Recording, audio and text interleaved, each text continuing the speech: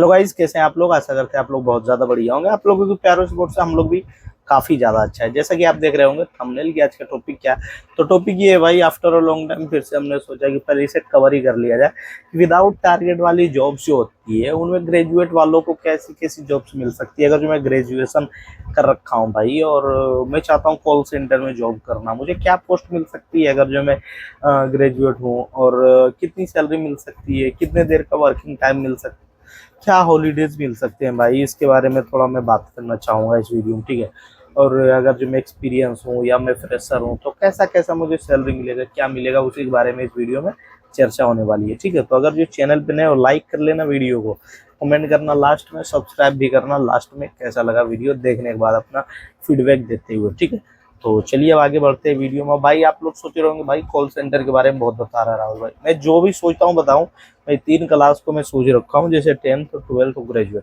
इन तीनों के लिए हर एक, जैसे कुछ भी मॉल पे बनाता हूँ तो तीनों के लिए बनाना है, कुछ भी करे तो इन तीनों के लिए बनाना है, चाहे इंटरव्यू ही क्यों ना हो, सोच रहा हूँ तीनों के लिए बनाना है। तो आपके भी मन में कोई डाउट है कमेंट कर दीजिएगा, ठीक। तो सबसे पहले बात करते हैं विदाउट टारगेट वाली कॉल सेंटर जॉब क्या होती है। तो सबसे पहले आप लोग समझ ही गए होंगे कि कॉल सेंटर जॉब होती क्या है। तो उसमें बात किया जाए 2 प्रकार की होती है, एक होती है टारगेट, एक होती है विदाउट टारगेट, ठीक है। तो टारगेट में ये हो जाता है कि आपको टारगेट दिया जाता है कि आपको इतने कस्टमर ला करके देना है, तब आपको हम इतना सैलरी देंगे, वरना हम तो इतना सैलरी देंगे जी। एक डिमांड रख देता है कि सही काम करोगे तो भाई आपको 20,000 रुपये देंगे, अगर जो एक भी काम मेरा नहीं कर पाए तुम तो 10,000 रुपये देंगे। ऐसा मतलब वो सारा नियम वो बना देते हैं, कितना परसेंट ही मिलेगा फिर पैसा, ठीक है। तो उसके बाद एक आता है विदाउट टारगेट। उसमें क्या होता है, भैया आप काम करिए ना करिए, हम जो है आपको इतना सैलरी देंगे। और इसका मतलब ये नहीं होता है बहुत ज़्यादा सैलरी दे देते हैं, फिर भाई वो भी अपना हिसाब से ही देंगे कि कितना देना है इनको सैलरी, ठीक है। तो उसी के हिसाब से वो आपको सैलरी देते हैं कि अगर जो विदाउट टारगेट वाले हैं तो उसको क्या सैलरी देनी चाहिए, और अगर जो कोई टारगेट वाला है तो उनको क्या सैलरी देनी चाहिए, ये सोच करके दिया जाता है। देखो ऐसा है, जब टारगेट दिया जाता है तो माइंड पे हर किसी के प्रेशर होता है, ये तो जो टारगेट को कंप्लीट करेगा वाकई में उसकी सैलरी आपकी तुलना में ज़्यादा होगी जब आप टारगेट नहीं ले रहे हो तो, ठीक है। पर हाँ, दोनों में इंसेंटिव मिलते हैं दोनों में। इंसेंटिव मतलब ये कि आप इतना कस्टमर को हमारा प्रोडक्ट सेल कर दिए तो इतना पैसा मिलेगा। वैसे ही विदाउट टारगेट वाले में भी रहता है कि अगर जो इतने कस्टमर को आप हैंडल करते हो तो इतना पैसा मिलेगा। पर इंसेंटिव में भी फर्क होता है, ज़्यादा इंसेंटिव उन्हीं को मिलेगा जो टारगेट लेकर के काम कर रहे हैं, कम मिलेगा उनको जो विदाउट टारगेट के लिए काम कर रहे हैं, समझ रहे कि नहीं, ऐसा है जी। तो चलिए अब इसमें बात करते हैं कि अगर जो मैं ग्रेजुएट हूँ भाई तो मुझे कैसी कैसी जॉब्स मिल सकती है, कितना मेरे को सैलरी मिल सकता है, यही सब। तो सबसे पहले बात करते हैं कैसी कैसी जॉब्स मिलती है।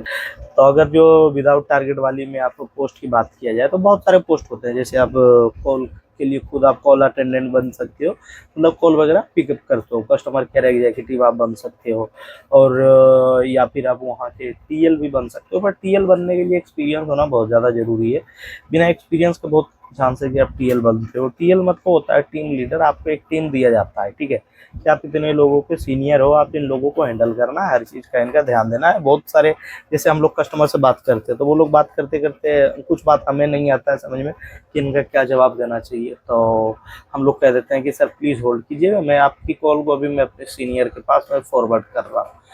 आप लोग भी देखे होंगे, कभी कभी आप लोग के साथ भी हुआ होगा, तो जरूर कहते हैं कि ठीक है सर आप थोड़ा सा होल्ड कर लीजिए, मैं आपके कॉल को अपने सीनियर के पास ट्रांसफ़र कर रहा हूँ जी, ठीक है। तो आपके कॉल को ट्रांसफ़र किया जाता है। आप एक चीज़ देखते होंगे, जस्ट सेम ये होता है टीएल का काम करना। थोड़ा जैसे कि आप लोग हैंडल नहीं कर पाते हो कहीं तो वो बात करेंगे, ठीक है। तो ये भी पोस्ट मिल सकता है, या आप खुद ही कॉलिंग का काम कर सकते हो। उसके बाद और आपको क्या क्या पोस्ट मिल सकते हैं, तो उसके बाद बहुत कम ही ऐसे ऐसे पोस्ट है, जैसे कि आप अपना टीम मैनेजर बन सकते हो, तो ये भी आप बन पाओगे, ठीक है। टीएल और टीम मैनेजर वैसे तो सेम ही होते हैं, पर थोड़े बहुत सैलरी में फ़र्क होगा। जैसे मैनेजर का तो भाई वहाँ भी जा कर के आप बात करिएगा जहाँ सीनियर लोग रहते हैं, उनमें आपकी गिनती आएंगी, ठीक है। तो ये सारे पोस्ट मिल सकते हैं। और अगर जो आपके पास बढ़िया एक्सपीरियंस है, अच्छा एकदम मतलब जो एक्सपीरियंस चाहिए 7-8 साल की, तब तो भाई आप वहाँ पे बिल्कुल मैनेजर ही बन सकते हो, सबका हेड रहोगे आप, आपके नीचे काम करेंगे टीएल वगैरह, उनके नीचे काम करेंगे एग्जीक्यूटिव कस्टमर केयर, मतलब जो कॉल करेंगे वो, ठीक है जी। तो ऐसा है जी। अब बात किया जाए इनमें क्या क्या सैलरी होती है, तो सैलरी की बात किया जाए तो सैलरी डिपेंड करती है बहुत सारी बातों पे। आपके पास कितना एक्सपीरियंस है, कितने दिनों का एक्सपीरियंस है, मतलब कितने महीने का एक्सपीरियंस है, या फ्रेशर हो या फिर एक्सपीरियंस हो। तो देखो फ्रेशर के लिए एक सैलरी होती है अलग है, एक्सपीरियंस की सैलरी होती है अलग, ठीक है। पर ऐसा नहीं है कि कभी कभी एक्सपीरियंस से भी ज़्यादा फ्रेशर की भी सैलरी जा सकती है। तब एग्जाम्पल के लिए दो लड़का आया आपके पास इंटरव्यू देने के लिए, दोनों ग्रेजुएट है और एक है फ्रेशर एक है एक्सपीरियंस, लेकिन एक फ्रेशर ही उसको कार चलाने का बढ़िया एक्सपीरियंस है। जो फ्रेशर है उनको कोई भी एक्सपीरियंस नहीं है, पर बढ़िया वो कम्युनिकेशन करते हैं, अच्छे से बातचीत वो कर लेते हैं, ठीक है। अब आप बताओ आप किनको सैलरी दोगे, अगर जो आप कॉलिंग का जॉब के लिए हायर कर रहे हो तो पक्का उसी को दोगे जिसका कम्युनिकेशन अच्छा होगा, तो उनकी सैलरी भी आप बढ़िया दोगे एज कम्पेयर टू जो कार का एक्सपीरियंस ले रखा है उनकी तुलना में।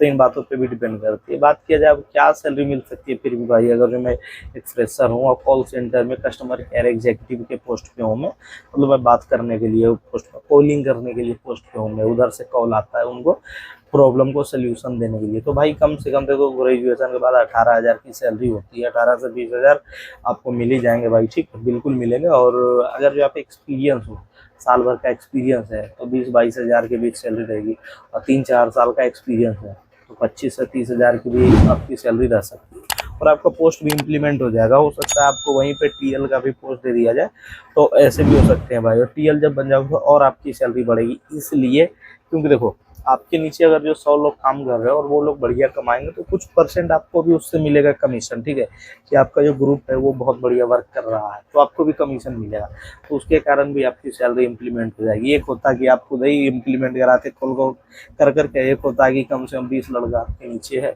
और उनसे भी इंसेंटिव मिलेंगे तो वो ज़्यादा प्रॉफिटेबल हो जाएंगी ना, ऐसा है जी। अब बात किया जाए इनमें डॉक्यूमेंट क्या क्या लगते हैं, तो वही जो ग्रेजुएशन को दिखाता हो कि भाई मैं ग्रेजुएट हूँ, वो सारे डॉक्यूमेंट जैसे आधार हो गया, पैन हो गया, और आपका जो ग्रेजुएशन के बाद जो आपको डिग्री मिलेगा उनकी कॉपी लगेंगी, ऐसा है जी। और बात किया जाए कि इंटरव्यू में पैसा भी देना पड़ता है क्या, अगर जो मैं कॉल सेंटर में हूँ तो 1 भी रुपये नहीं देना पड़ता। ये बात मैं अधिकांश वीडियोज़ में बोलने की कोशिश करता हूँ क्योंकि आप लोगों के साथ बहुत तरह के फ्रॉड हो जाते हैं भाई, ठीक है, इसलिए मैं सोचा कि ये भी बात समझा दूँ, ठीक है। उसके बाद बात किया जाए कि वहाँ जो कपड़ा मिलता है उसके लिए वो पैसा देते हैं क्या, तो पैसा वैसा कुछ नहीं देते, ना ही वो देते हैं और ना ही वो आपसे मांगते हैं तब तो वो समझ लो फेक ही, और पैसा भी नहीं देते हैं कॉल सेंटर वगैरह में, ठीक है। हाँ, बड़ी बड़ी कंपनीज के लिए काम करोगे तो वो सब दे सकते हैं, पर जैसे नॉर्मल चलते हैं वो सब बहुत कम चांस है कि आपको कपड़ा के लिए पैसा देंगे या कपड़ा देंगे, और दे भी सकते हैं अगर जो कंपनी रेप्यूटेटेड है, जैसे बड़ी बड़ी कंपनीज में जैसे आप अमेजोन के लिए हो सकता है काम कर रहे हो, तो इन्फोसिस के लिए काम कर रहे हो, आप किसके लिए काम कर रहे हो ये भी डिपेंड करता है। तो कपड़ा अगर जो देता है तो वो पैसा नहीं मांगेगा 1 भी रुपये आपसे, ठीक है। ये कह सकता है कि आप खरीद लीजिए कपड़ा, उसका हम पैसा दे देंगे जो आपको क्वालिटी पसंद हो, जैसे कि यही शर्ट दिया जाए मुझे कि ऐसा ही शर्ट चाहिए राहुल जी, ऐसा ही आपको आना है पहन करके, पर उसमें क्वालिटी का भी तो फर्क होगा ना कि भाई मुझे ऐसा क्वालिटी पहनना है, चलो मैं आपकी ये कलर तो वो चूज़ कर लूँगा, पर क्वालिटी तो अपना अनुसार ना पहनूंगा जो मेरे बॉडी को मतलब अच्छा फील दे, तो उसके लिए भाई वो पैसा नहीं मांगता। पैसा मांगे तो फेक है, और पैसा अगर जो आप दे रहे हो तो आप बेवकूफ़ी करोगे, ठीक है। वो दे सकते हैं वो पैसा ड्रेस के लिए मैं मान लूँगा, पर आपसे 1 भी रुपये मांगे तो वो फेक मैं कहूँगा जी, ऐसा है जी, ठीक है। अब बात किया जाए कि क्या कॉल सेंटर में जॉब करना सही होता है क्या, वो तो आपके ऊपर डिपेंड है भाई, आप चाहो तो कर भी सकते हो, चाहो तो नहीं भी कर सकते। मेरे समझ से बहुत बढ़िया होता है, इसलिए बढ़िया होता है कि जब हम लोग कॉल सेंटर में जॉब करते हैं तो हमारी एक्सपीरियंस बढ़ जाती है, मतलब लोगों से बोलने का तरीका ये सब इम्प्लीमेंट होता है। अक्सर आप लोग देखते होंगे जो कॉल सेंटर वगैरह में जॉब करता हूँ उनसे आप बात कीजिएगा तो लगेगा कि कुछ बात करने का तरीका है। दूसरी बात ऐसे ये मैं बताने जा रहा हूँ, अक्सर देखना कॉल सेंटर वालों की कि ऐसे तो ग्रुप में वो चलते हैं, पर उनकी बात करने का तरीका जब वो ग्रुप में भी बात करते हैं तो कुछ लगेगा कि हाँ भाई नॉलेज आ गया, इनको बात करने का एक तरीका आ गया। इसके कारण देखना लड़कों की लड़कियां बहुत सारी दोस्त हो जाती हैं, मतलब बहुत सारी लड़कियां फ्रेंड रहती है लड़कों के भी, लड़कों के ग्रुप में लड़कियां लोग फ्रेंड बन के रहती है। वो कम्युनिकेशन का गेम होता है भाई, हम बात इतना बढ़िया से करते हैं कि अपना टॉकिंग की मतलब थ्रू लोगों को इम्प्रेस कर देते हैं, चाहे लड़की ही क्यों ना हो, आपके साथ कलीग ही क्यों ना हो, बढ़िया बॉन्डिंग बन जाती है, बढ़िया फ्रेंडशिप हो जाती है। अक्सर हम लोग देखते हैं कोचिंग क्लास में हम लोग लड़कियों से बहुत कम फ्रेंडशिप रख पाते हैं, और जब कॉल सेंटर वालों को देखोगे तो भाई शायद ही कोई लड़का होगा जिसके पास कोई फ्रेंड नहीं होगी लड़की में, अधिकांश लोगों के पास लड़की फ्रेंड होती है, ठीक है।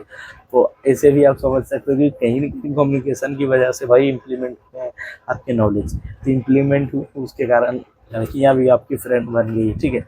ऐसे है जी, तो बहुत बढ़िया मेरे समझ से तो करनी चाहिए। और बात किया जाए वर्किंग टाइम क्या होती है इसमें, तो 8 से 9 घंटे की ड्यूटी होती है। बहुत सारी कंपनीज 9 घंटे कराती है, बहुत सारी 8 घंटे कराती है। ऐसा आप पर डिपेंड करता है कंपनी टू कंपनी, आप किस कंपनी के लिए काम कर।